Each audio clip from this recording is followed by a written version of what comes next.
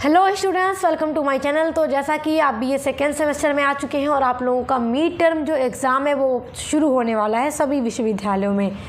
तो देखिए, मैं लगातार आप लोगों के सभी सब्जेक्ट के मिड टर्म एग्ज़ाम के लिए महत्वपूर्ण प्रश्न की वीडियो अपलोड कर रही हूँ। और आपको ये भी बता दूँ कि आपके बीए सेकेंड सेमेस्टर में आज की वीडियो में मैं आपको मध्यकालीन इतिहास यानी मेडिवल हिस्ट्री का मिड टर्म एग्ज़ाम के लिए महत्वपूर्ण प्रश्न बताने वाली हूँ। और स्टूडेंट्स देखिए, आपका हिस्ट्री का बताऊंगी आज, उसके अलावा सोशियोलॉजी का, इंग्लिश लिटरेचर का सब मैं बता चुकी हूँ और कार्यालय हिंदी का भी बताऊंगी। तो देखिए, मेडिवल हिस्ट्री का भी पूरा सिलेबस हमने कंप्लीट कर लिया है। 1 से लेकर 8 तक की यूनिट्स हमने पूरी पढ़ ली हैं, वो भी पूरी नोट्स के साथ। तो आपको बिल्कुल भी परेशानी नहीं होनी चाहिए। जो प्रश्न आज की वीडियो में बताऊंगी आपको उसका आंसर भी मेरे चैनल पर मिल जाएगा। उसके अलावा सोशियोलॉजी, इंग्लिश लिटरेचर, कार्यालय हिंदी और कंप्यूटर, जितने भी सभी सब्जेक्ट हैं सभी की क्लास हमने पूरी कंप्लीट कर ली है। 1 से लेकर 8 तक की यूनिट्स हमने पूरी पढ़ ली है। जिनकी लिखित परीक्षा होती है या जिनकी ऑब्जेक्टिव्स परीक्षा होती है तो वो पूरा वीडियो देखा कीजिए, क्योंकि ऑब्जेक्टिव्स वालों के लिए भी हेल्पफुल होगा वीडियो जो पूरी क्लास में कराती हूँ। और मैं उनके लिए ऑब्जेक्टिव्स वीडियो भी अपलोड करूंगी और जिनकी लिखित परीक्षा होती है तो उनके लिए लिखित सॉल्व मॉडल पेपर की वीडियो मैं बहुत जल्द अपलोड करूंगी। आइए आपके मिड टर्म एग्जाम के लिए इंपॉर्टेंट प्रश्न देख लेते हैं आपके मेडिवल हिस्ट्री का। देखिए, आपका पहला प्रश्न है, तुर्कों का जब आक्रमण भारत पर हुआ तो उस समय भारत की स्थिति कैसी थी। तो देखिए, आपको सबसे पहले अपने यूनिट नंबर 1 के अंतर्गत यही तो पढ़ना है कि आरंभिक तुर्क और खिलजी, यही आपका यूनिट नंबर 1 है, जिसके बारे में आपको पूरा पढ़ा चुकी हूँ और आपकी 8वीं यूनिट पूरी मैंने कंप्लीट करवा दी है।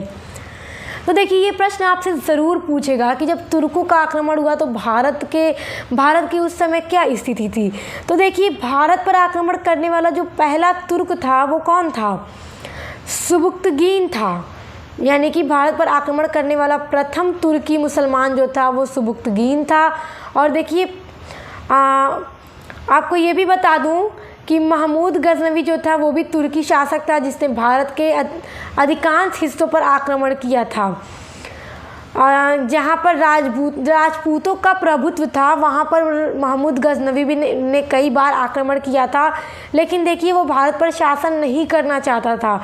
महमूद गजनवी जो था ईरान, अफ़गानिस्तान या खुरासान में अपने राज्य का विस्तार करना चाहता था और भारत पर उसका आक्रमण करने का एकमात्र उद्देश्य ये था कि वो भारत के धन से आकर्षित था, क्योंकि भारत के पास अत्यंत धन था। भारत सोने की चिड़िया कहा जाता था। तो बस वो भारत पर आक्रमण करके भारत से धन ले जाना चाहता था। और फिर देखिए, जब सुबुक्तगीन ने आक्रमण किया उसके बाद धीरे धीरे भारत में तुर्कों का वंश भी स्थापित हुआ। आप दिल्ली सल्तनत के बारे में पूरा पढ़ चुके हैं अपने मध्यकालीन इतिहास बीए सेकेंड सेमेस्टर में। मैं आपको पढ़ा चुकी हूँ किस तरह खिलजी वंश की स्थापना हुई और आगे तुगलक वंश, लोदी वंश, सैयद वंश, कितने सारे वंश आए। 5 वंश आए आपके सल्तनत, दिल्ली सल्तनत काल में। उसके बाद फिर लोदी वंश अंतिम सल्तनत वंश था। उसके बाद मुगल वंश की स्थापना बाबर के द्वारा की जाती है, जिसके बारे में हम पूरा पढ़ चुके हैं। आप नहीं पढ़े हैं तो मैं डिस्क्रिप्शन बॉक्स में आपको प्लेलिस्ट के लिंक दे दूंगी, आप पढ़ लीजिएगा। अब देखिए, भारत पर आक्रमण करने वाला पहला तुर्क। अब देखिए, ये प्रश्न भी आपसे पूछ सकता है। एक तो मैंने आपसे यहाँ पर ये कहा कि भारत की स्थिति कैसी थी। तो देखिए, उस समय भारत की स्थिति बहुत अच्छी थी ना बहुत ख़राब थी। मतलब ऐसी थी कि कोई भी शासक बाहर से आकर भारत पर आक्रमण करके उस पर शासन कर सकता था, कुछ इस तरह की स्थिति थी। और ये तो मैं अभी आपको बता चुकी हूँ कि भारत पर आक्रमण करने वाला पहला जो तुर्क था वो सुबुक्तगीन था, इसके बारे में याद रखिएगा। अगला है खिलजी वंश का संस्थापक। खिलजी वंश का संस्थापक कौन था? जलालुद्दीन खिलजी था। तो जलालुद्दीन खिलजी के बारे में मैं आपको थोड़ा बहुत पढ़ा चुकी हूँ पूरा डिटेल में, जहाँ से क्वेश्चन बन सकते हैं। ठीक है, जो इम्पोर्टेंट होता है वो मैं आपको पढ़ा देती हूँ, तो आप पढ़ लीजिएगा। हाँ देखिए, खिलजी वंश का जो महत्वपूर्ण शासक है अलाउद्दीन खिलजी, ये आपके पेपर में ज़रूर पूछ सकता है, क्योंकि अलाउद्दीन खिलजी ने बाज़ार नियंत्रण की बहुत अच्छी व्यवस्था बनाई थी। तो बाज़ार नियंत्रण की व्यवस्था अक्सर मिड टर्म एग्ज़ाम में पूछ देता है। और अगर आपके मिड टर्म में पूछ दे या फिर अगर ना भी पूछे, एक बात मैं आपको बता दूं तो ये आपके सेमेस्टर में ज़रूर पूछेगा, जबकि ये इतना महत्वपूर्ण है कि आपसे ज़रूर पूछेगा, इसलिए आप इसको तैयार कर लीजिएगा। अगला देखिए, मोहम्मद बिन तुगलक पर एक लेख लिखिए।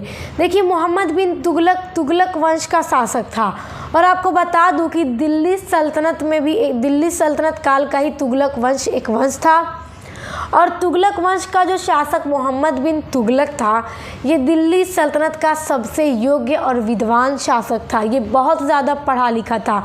लेकिन देखिए, भारतीय इतिहास में मोहम्मद बिन तुगलक को एक विद्वान और योग्य शासक के साथ साथ मूर्ख शासक के नाम से भी जाना जाता है। अब क्यों जाना जाता है, आप पढ़े होंगे तो आपको याद होगा। मैं आपको पूरा डिटेल में पढ़ा चुकी हूँ।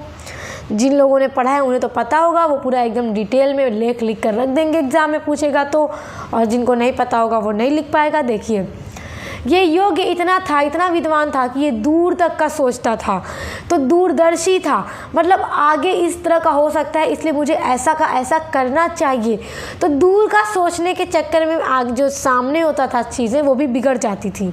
तो कई बार इसको ऐसी स्थिति का सामना करना पड़ा सिर्फ अपने दूरदर्शी ख्यालों की वजह से। मतलब हर जगह हार का सामना करना पड़ा, जो सोचा हुआ कुछ और। इसी कारण इसे योग्य और विद्वान शासक के साथ साथ मूर्ख शासक के नाम से भी जाना जाता है। तो पूरा डिटेल में इसके बारे में मैं पढ़ा चुकी हूँ, तो आप देख लीजिएगा तुगलक वंश के बारे में डिटेल प्लेलिस्ट में चेक करके। 5वां देखिए, पानीपत का प्रथम युद्ध जो हुआ, कब हुआ, किस तरह से हुआ। तो जैसा कि लोधी वंश जब चल रहा था, लोधी वंश में इब्राहिम लोधी शासन कर रहा था, तो बहुत सारे उसी के आसपास के लोग थे जो उसको पसंद नहीं कर रहे थे। किसको? इब्राहिम लोधी को। तो उन्होंने बाबर को आमंत्रित किया, एक लेटर भेजा। तो बाबर को भारत ने आमंत्रित किया, लोधी इब्राहिम लोधी से युद्ध करो, इसको हराओ। देखो, कहीं ना कहीं उन लोगों का ये इरादा था कि अगर ये हारेगा तो हम शासन करेंगे। मगर हुआ क्या कि बाबर आए, युद्ध किए और पानीपत के युद्ध में जीत गए और मुग़ल वंश की नींव डाल दी और मुग़ल वंश की स्थापना कर दी। तो पानीपत का प्रथम युद्ध कैसे हुआ, क्या कारण थे, क्या क्या चीज़ें हुई, सब कुछ मैं आपको पढ़ा चुकी हूँ। तो इसलिए हर एक प्रश्न का उत्तर आपको मेरे चैनल की प्लेलिस्ट में मिल जाएगा। BA सेकेंड सेमेस्टर मध्यकालीन इतिहास, यही प्लेलिस्ट है, चेक कर लीजिएगा। एवं बाबर द्वारा लड़े गए सभी युद्धों का वर्णन करो। देखो, एक ही क्वेश्चन में दो क्वेश्चन मैं ऐड कर दी हूँ आसानी के लिए आपके।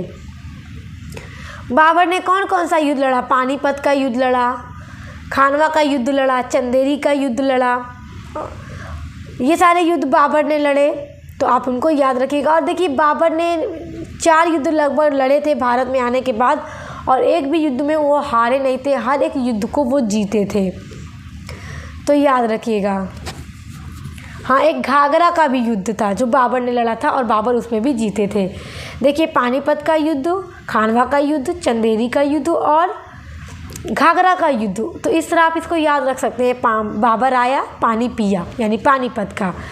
खाना खाया, यानी खानवा का युद्ध। चंदेरी यानी चाय पिया, और घाघरा यानी घर चला गया। बाबर आया, खाना खाया, चाय पिया, घर चला गया।